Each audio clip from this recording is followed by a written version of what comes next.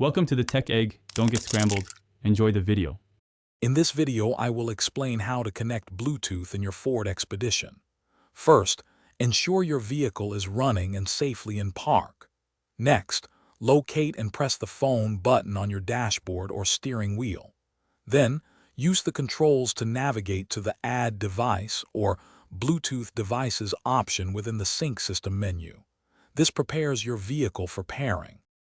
Once you've selected Add a Device on your sync screen, the system will begin searching. Now, grab your mobile phone, go into its settings, and turn on Bluetooth. Your phone will then scan for nearby devices.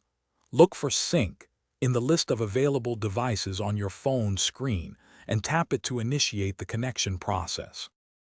After selecting Sync on your phone, a 6-digit PIN will appear on both your phone and the vehicle's display. Confirm these numbers match, then press Yes or OK on both devices. You might also be asked to allow access to your contacts and messages. Accept these prompts. Your phone is now successfully connected for hands-free calls and streaming audio. If you encounter any issues, try restarting both your phone and the sync system by turning the vehicle off and on again. Also, make sure your phone's Bluetooth is set to discoverable mode during the pairing process.